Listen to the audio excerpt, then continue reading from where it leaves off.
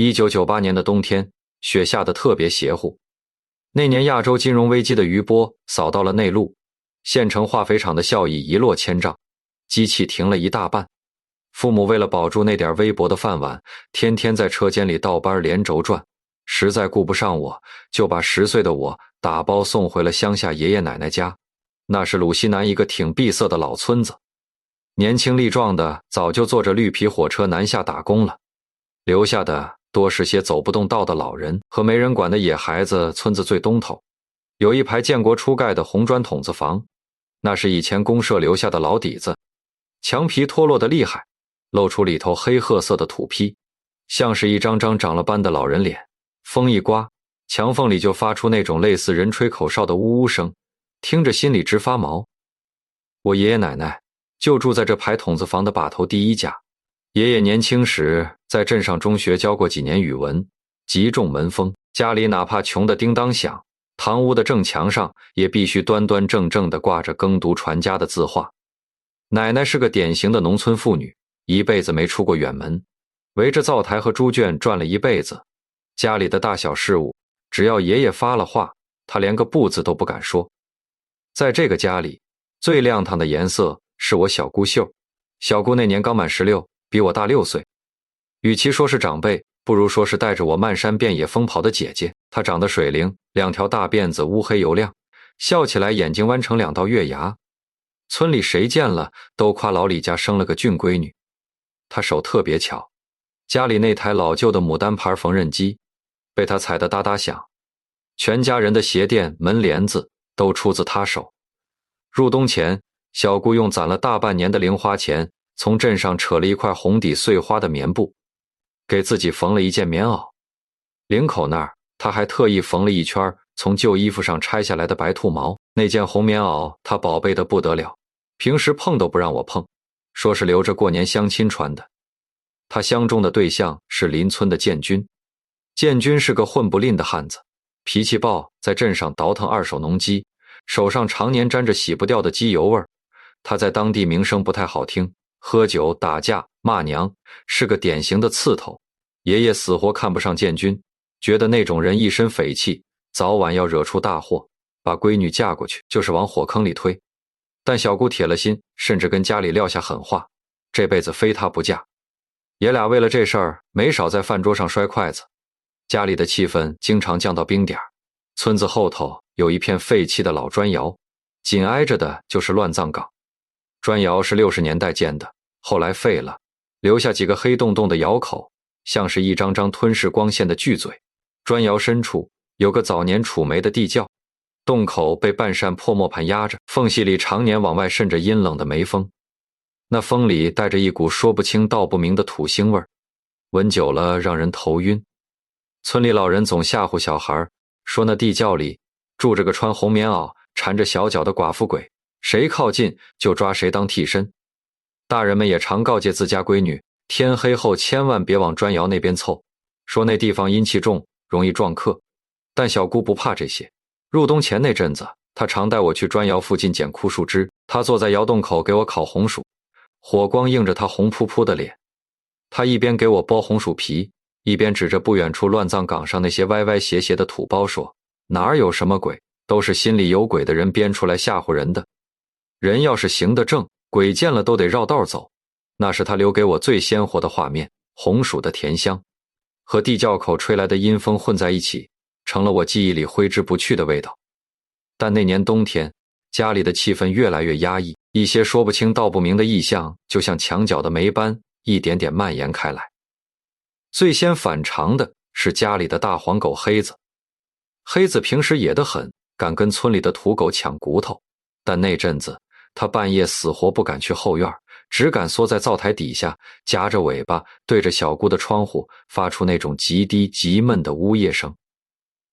有次我半夜起来撒尿，看到黑子浑身抖得像筛糠，眼睛死死盯着小姑那扇黑漆漆的窗户，喉咙里发出咕噜咕噜的声音，像是看到了什么极其恐怖的东西。我拿脚踢他，他也不动，只是把脑袋往柴火堆里死死地钻。我也开始做噩梦。梦里，小姑站在那个黑漆漆的储煤地窖里，浑身发抖，寒冷。他说有人掐着他的脖子，他喘不上气，脸憋得紫红。我跟奶奶说，奶奶只当是小孩看闲书看魔怔了，塞给我2块大白兔奶糖便敷衍了过去，还让我晚上睡觉前在枕头底下压把剪刀辟邪。更让我害怕的是小姑自己，好几次我起夜，透过门缝看到小姑坐在床沿上发呆，她没开灯，就那么直勾勾地盯着窗外的黑树影，眼神空洞得像2口枯井。我喊她，她猛地惊醒，眼神里有一种我看不懂的惊恐，额头上全是冷汗。腊月28，雪下得连路都封了，天地间白茫茫一片，连声鸟叫都听不见。小姑瞒着家里跟建军去县城买年货，晚上没回来，直到第2天下午，建军才骑着那辆破摩托，顶着风雪把她送回来。爷爷气疯了，他这辈子没骂过脏话，但那天的词句像刀子一样往小姑身上扎，骂她不要脸，不知廉耻，把老李家的脸都丢尽了。小姑红着眼眶解释，说只是在县城朋友家借宿了一晚，2人分房睡的，什么事儿都没有。但爷爷根本听不进去，激动之下竟抬手扇了小姑一个响亮的耳光，啪的一声在空旷的堂屋里回荡，震得墙上的灰簌簌往下掉。那是爷爷第一次动手打人。小姑捂着脸，没哭也没还嘴，她死死盯着爷爷看了几秒，那眼神我至今记得，不是委屈，而是一种彻底的绝望。她转身跑进屋，咔嗒一声反锁了门。奶奶气得跟爷爷大吵了一架，骂他是不是老糊涂了，非要把亲闺女逼死。爷爷坐在堂屋的条凳上，一根接一根地抽着旱烟，烟灰烫了手背，也浑然不觉。他手里的旱烟袋抖得厉害，烟锅子的火星子掉在冻裂的黄泥地上，滋啦一声灭了。晚上8点多，院外突然有人拍门，拍得很急，砰砰砰的，连门环都震得直响。是个赶脚的老头，平时赶着马车在10里8乡卖锅碗瓢盆。爷爷认识他，常给他水喝。老头站在雪地里，脸色煞白，连胡子上的冰碴子都在抖。他压低声音问：老哥哥，你家今天是不是有人受气了？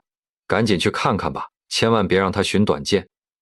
爷爷愣了，问他怎么知道。老头急得直跺脚，说他下午路过村口，亲眼看见一个穿红棉袄，梳着大粗辫子，走路外八字的小脚女人，慌慌张张地进了我家院子。老头说，那走路姿势绝对是缠过小脚的，脚尖朝外撇，身子一摇一晃。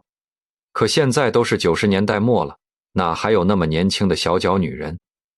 他老伴提醒他，那模样像极了当年乱葬岗上吊的那个寡妇。老头觉得邪乎，连饭没吃就赶来报信。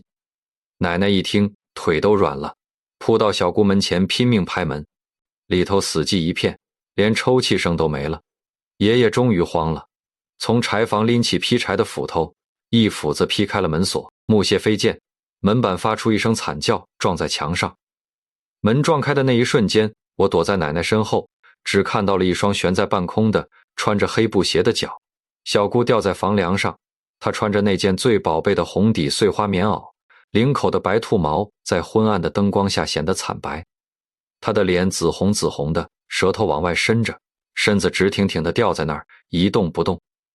爷爷手里的斧头当啷一声砸在水泥地上，他没有嚎啕大哭，只是僵硬地走过去，伸出粗糙的手想拖住小姑的脚，但他够不着，他就那么直直地跪在地上，仰着头，喉咙里发出一种像破风箱一样嘶哑的呵呵声。奶奶疯了一样扑过去抱住小姑的腿，哭得背过气去。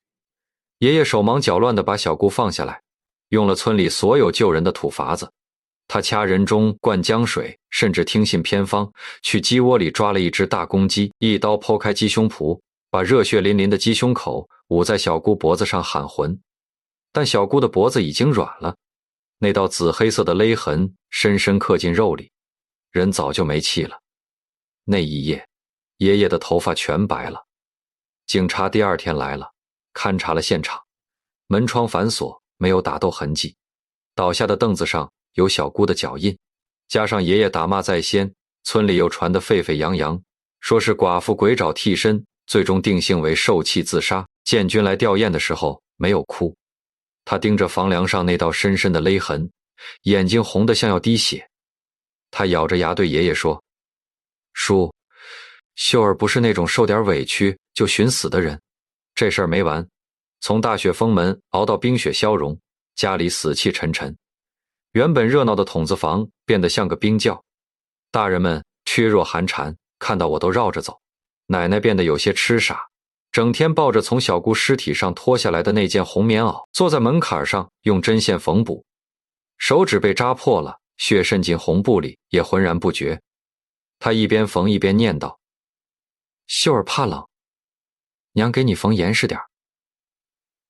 直到开春，我在小姑房间的窗台外侧发现了一枚带泥的鞋印，那是一枚很大的男士3阶头皮鞋的印子。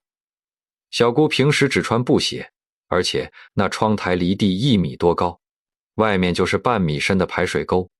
如果是小姑自己踩凳子上吊，绝不可能在窗台外侧留下这种脚印。那脚印的受力点很奇怪，像是有人从外面翻进来，或者从里面翻出去时留下的。那天夜里，我半梦半醒间又听到了小姑的声音，她没有寒冷，只是机械地重复着一句话，不是我自己挂上去的。好黑，她捂着我的嘴。那声音不是从梦里来的，像是从墙壁的缝隙里渗出来的，带着一种令人毛骨悚然的平静。与此同时，那个赶脚的老头病倒了，听说他每晚都做噩梦，梦见那个红棉袄女人站在床头冲他冷笑。老头吓得浑身瘫软，下不了床。建军提着2瓶酒去看他，老头抓着建军的手，浑身哆嗦着说：后生，我没看错，那天下午进院子的不是鬼，是人啊。那红棉袄下头露着半截男人的黑裤子。建军听完，一言不发地放下酒，转身出了门。他的背影在春寒料峭的风里，像一把绷紧了随时会断的弓。3月清明前后，天气回暖，村后老砖窑的楚梅地窖附近突然聚集了成群的绿头苍蝇，风一吹，还会飘来一股淡淡的混合着石灰和腥气的怪味。那味道不像是死老鼠，更像是某种肉类在密闭空间里发酵后的气息。建军带着几个兄弟，拿着铁锹和镐头，没去砖窑，而是直奔乱葬岗，刨开了那个寡妇坟。村里人吓坏了，说建军疯了，连死人的坟都敢挖。等爷爷和村干部赶到的时候，建军已经把棺材板撬开了，他的手磨出了血泡，铁锹上沾着红中透黑的老锈和湿泥。棺材里没有尸骨，只有一堆烂木头。但在棺材底部的夹层里，建军挖出了一个油布包。油布包打开，里面是一件沾着暗褐色血迹的男士外套，一双特制的小脚鞋，一顶假发辫，以及一根勒得变形的尼龙绳。那件外套是村里平时最老实巴交，见人就笑的赤脚医生老李的。老李是个老光棍，一直帮村里人看病，谁家有个头疼脑热都找他。他有一把小姑房间的备用钥匙，上个月小姑重感冒，奶奶曾让他去给小姑送过药，他顺手配了一把。真相拼凑出来的那一刻令人作呕。老李暗恋小姑多年，心里早就扭曲。那天下午，他趁小姑和爷爷吵架，反锁房门哭泣时，用备用钥匙从后门潜入。他用浸了乙醚的毛巾捂晕了小姑，然后用尼龙绳将她勒死，挂上房梁。为了掩盖罪行，他穿上了准备好的红棉袄，戴上假发，踩着特制的小脚鞋，故意外八字走路，从窗户翻出去，想借寡妇鬼找替身的迷信传说，把谋杀伪装成中邪自杀。赶脚老头看到的正是他逃离现场的背影，而老头生病是因为老李半夜去老头窗外扔死猫恐吓，老头惊吓过度加风寒所致。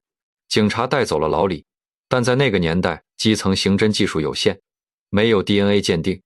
老李又是个反侦查意识极强的人，他死活不承认，咬定那些东西是别人栽赃的。油布包上的指纹也模糊不清，乙醚那种东西在90年代末的农村根本查不到来源。小姑体内的残留物也因为土法子抢救和停尸时间过长而难以检测，因为缺乏决定性的直接证据，案件陷入了僵局。老李在被拘留了几个月后，因证据不足被取保候审。放出来那天，老李在村口的小卖部买了一瓶农药，当着小姑坟头的面喝了下去。他没留遗书，死前只是冲着坟头诡异地笑了笑，那笑容嘴角咧得很大，眼神空洞，像极了村里老人描述的寡妇鬼的笑。我这辈子都忘不掉。案子成了悬案，法律没能给小姑一个最终的交代，人心的恶与现实的无力像一张密不透风的网，死死罩住了这个家。那年秋天，爷爷在小姑上吊的那根房梁上用同一根尼龙绳结束了自己的生命。他留下的遗书只有一句话：我没护好闺女，我去地下给她赔罪。父母连夜把我接回了城里。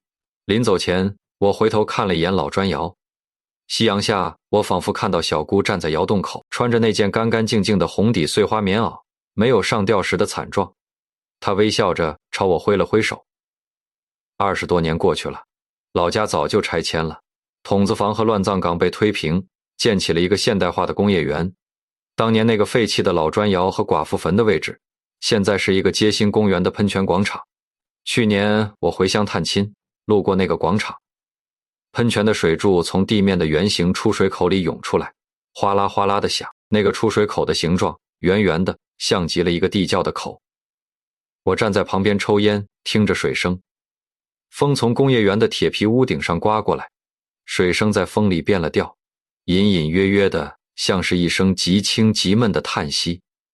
我掐灭了烟，低下头，快步走进了人群里。